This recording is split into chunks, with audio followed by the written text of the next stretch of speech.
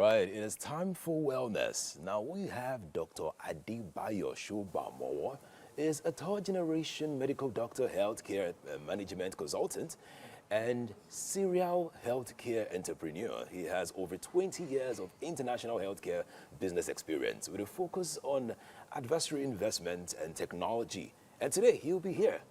He's here talking about an interesting topic: how technology can help in preventive healthcare. Adebayo, we're happy to have you in the studio. Yeah, good morning. Happy to be here.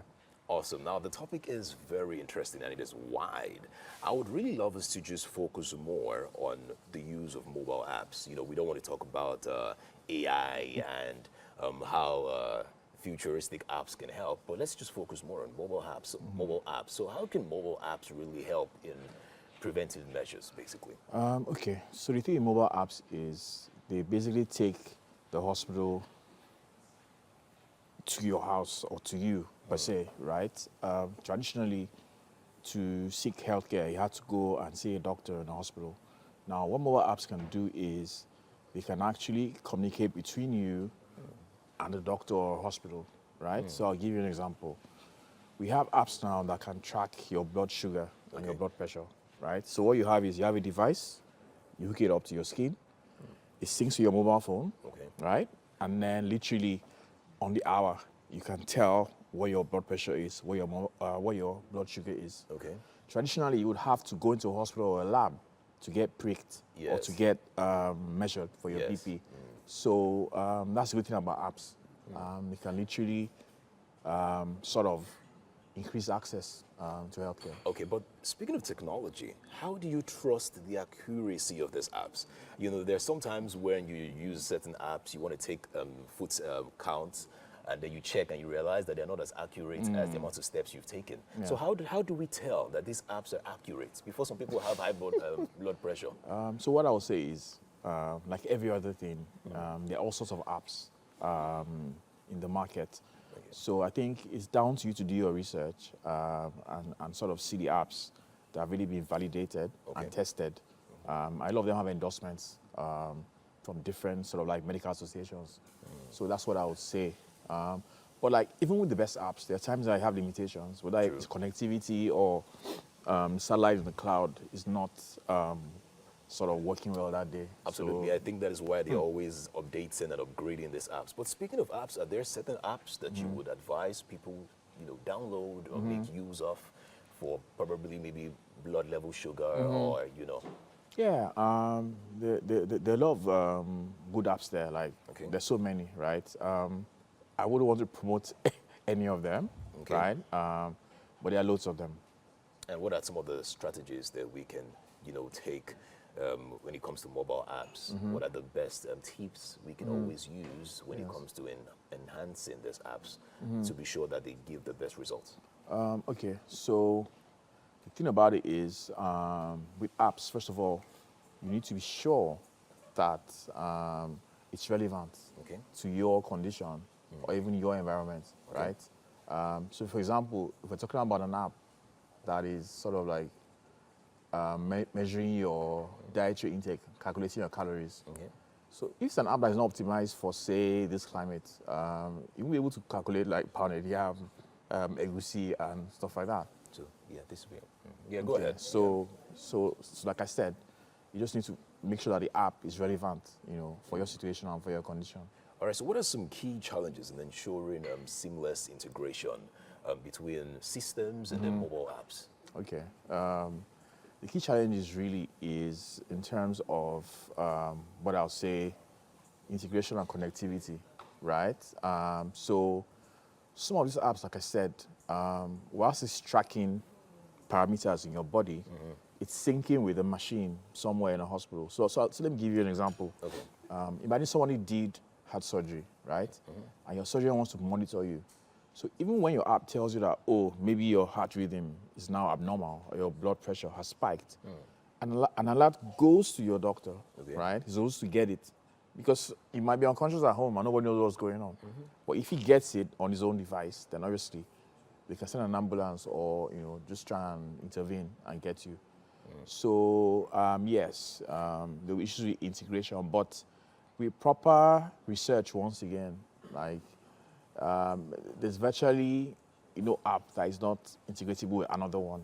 Okay. As long as you sort of know what you're doing. Okay, now speaking of monitoring devices, it would be awesome to have apps that would not just predict, but can also help you inform you of things that are happening in your body earlier enough. So I'm just wondering, are there apps that can really assist and just tell you, oh, be careful, your blood level sugar is getting high, or are there apps that can always just advise you? Okay. So it's interesting you say that.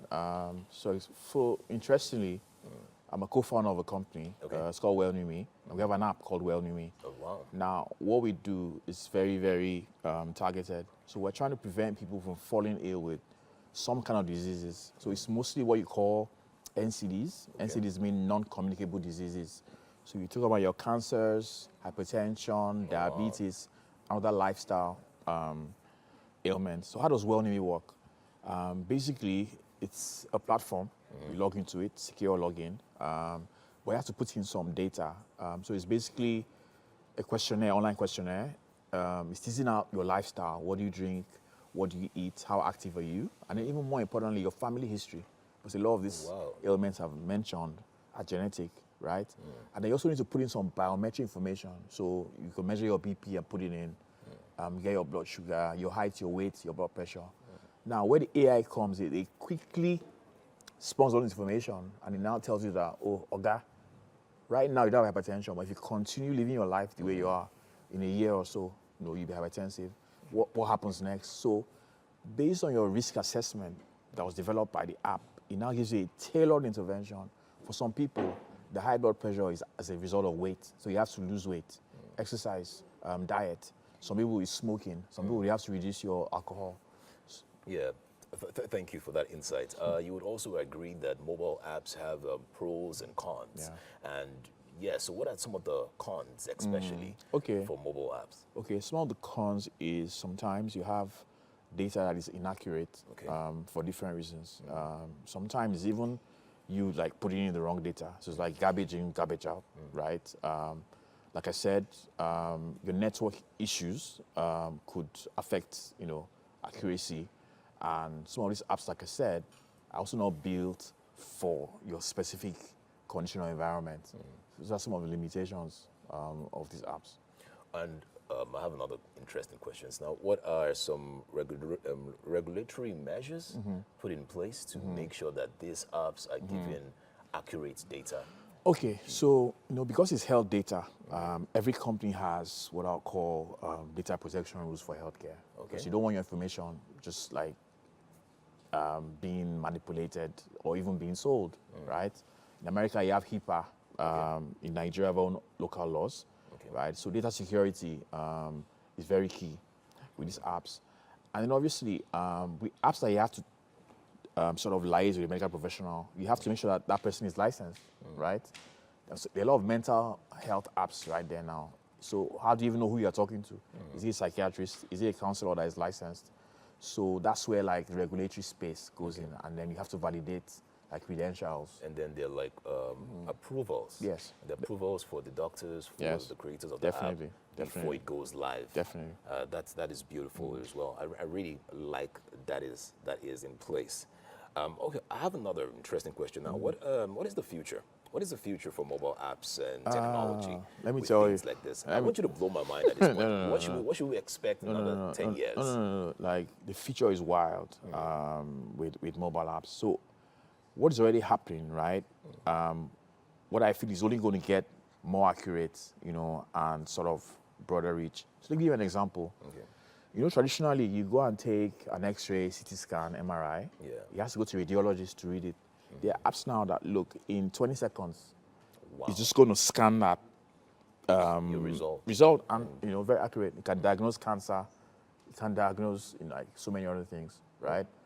Then obviously there are robots now that can do surgeries, right? But right now, most of those robots, you see, have sort of like a physician or a doctor who's sort of like working on it. But I'm telling you that in 10 years' time, the robots can do the surgeries on their own.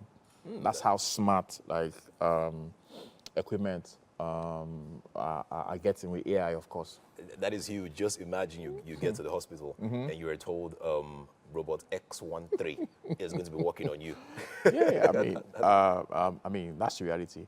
And then in terms of preventive healthcare, Yeah. what's going to happen is already happening. Like I said, we'll get more accurate is people can sort of profile their DNA, and you can tell what's going to happen to you in the future, right?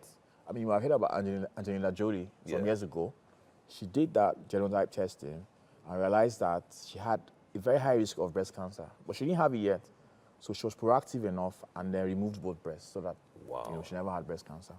So more of that is going to happen. A lot of diagnosis now is going to be at the genetic level, right? And you're going to be able to sort of detect things, even in a baby.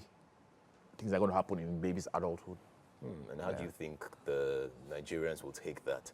Well, Just imagine they tell you, oh, the next 10 years, this would happen to your child, and we have to take this out now. well, we what know about Nigerians? Nigerians are very superstitious. So there's going to be a lot of binding and casting out. Right. All right, all right. Thank you so much. That is all that we can take at this time.